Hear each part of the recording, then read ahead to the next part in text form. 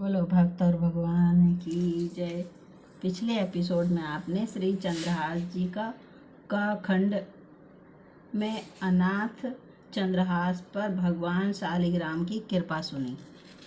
अब आप खा खंड में श्री चंद्रहास जी के साथ धृष्ट बुद्धि का षड्यंत्र सुनेंगे। बोलो भक्त और भगवान की जय, सभी संतों की जय, सभी भक्तों की जय। मेरे गुरुदेव श्री रामभद्राचार्य जी महाराज की जय। बोलो चंद्रहास जी महाराज की जय। चंदनपुर रियासत की ओर से कुंतलपुर को 10,000 स्वर्ण मुद्राएं कर के रूप में प्रति वर्ष दी जाती थीं। चंद्रहास ने उन मुद्राओं के साथ और भी बहुत से धन रत्न आदि उपहार भेजे। धृष्ट बुद्धि ने जब चंदनपुर राज्य के ऐश्वर्य एवं वहाँ के युवराज के प्रबंध की बहुत प्रशंसा सुनी, तब स्वयं वहाँ की व्यवस्था देखने वे चंदनपुर आए। राजा तथा राजकुमार ने उनका हृदय से स्वागत किया। यहाँ आकर जब धृष्ट बुद्धि ने चंद्रहास को पहचाना, तब उनका हृदय व्याकुल हो गया। उन्होंने इस लड़के को मरवा डालने का पूरा निश्चय कर लिया। उन्होंने एक पत्र देकर कहा, युवराज, बहुत ही आवश्यक काम है और दूसरे किसी पर मेरा विश्वास नहीं। तुम स्वयं यह पत्र लेकर कुंतलपुर जाओ। मार्ग में पत्र खुलने ना पावे, कोई इस बात को न जाने, इसे मदन को ही देना। चंद्रहास घोड़े पर चढ़कर अकेले ही पत्र लेकर कुंतलपुर को चल पड़े। दिन के तीसरे पहर वे कुंतलपुर के पास वहाँ के राजा के बगीचे में पहुँचे। बहुत प्यासे और थके थे, अतः घोड़े को पानी पिलाकर एक ओर बांध दिया और स्वयं सरोवर में जल पीकर एक वृक्ष की शीतल छाया में लेट गए। लेटते ही उन्हें निद्रा आ गई।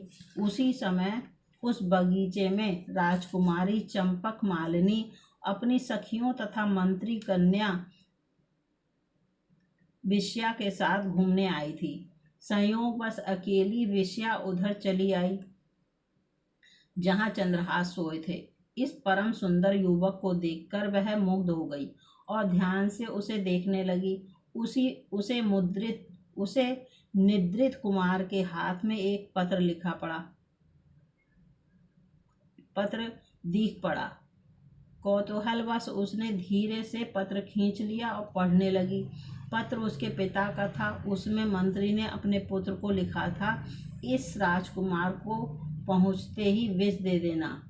इसके कुल, शूरता, विद्या आदि का कुछ भी विचार न करके मेरे आदेश का तुरंत पालन करना।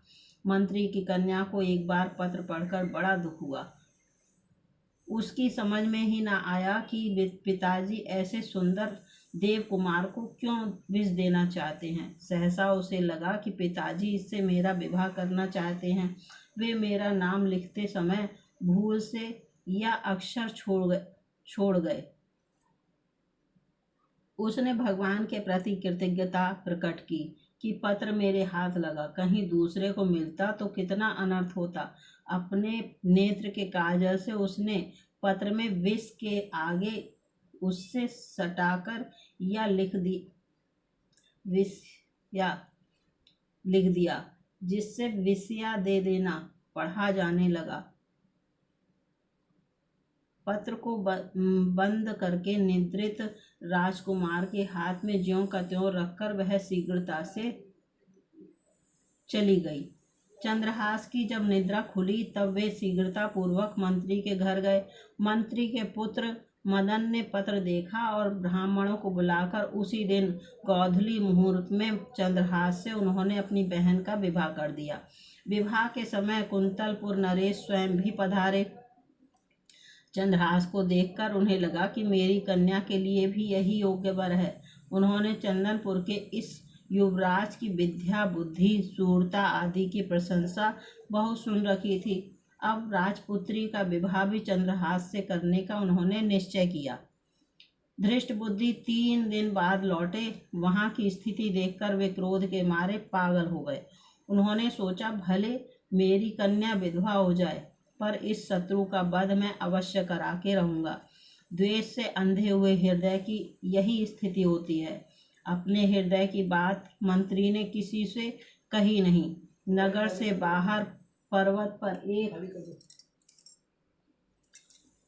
पर इस शत्रु का वध मैं अवश्य करा के रहूंगा। द्वेष से अंधे हुए हृदय की यही स्थिति होती है। अपने हृदय की बात मंत्री ने किसी से कही नहीं।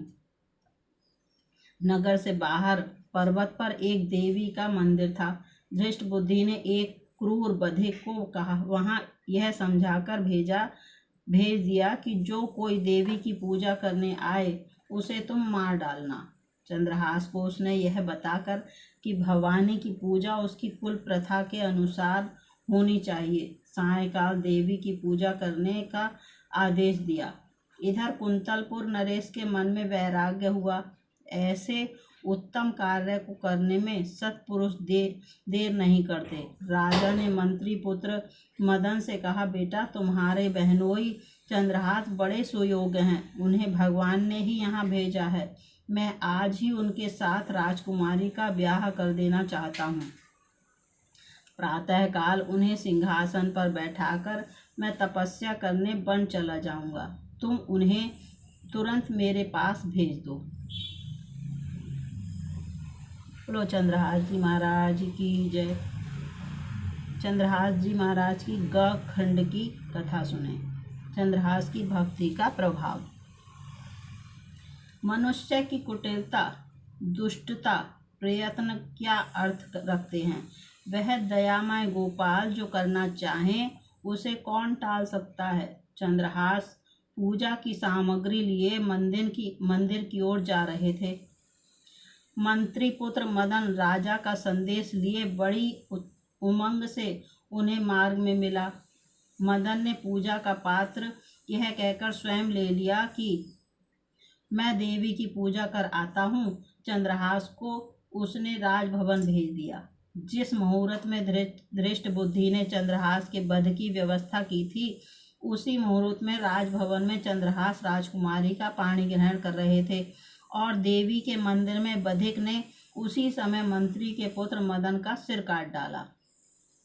धृष्ट बुद्धि को जब पता लगा कि चंद्रहास तो राजकुमारी से विवाह करके राजा हो गए, उनका राज्याभिषेक हो गया और मारा गया मेरा पुत्र मदन, तब व्याकुल होकर वे देवी के मंदिर में दौड़े गए। पुत्र का शरीर देखते ही शोक के कारण उन्होंने तलवार निकालकर अपना सिर भी काट लिया।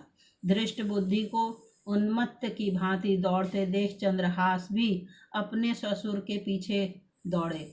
वे तनिक देर में ही मंदिर में आ गए।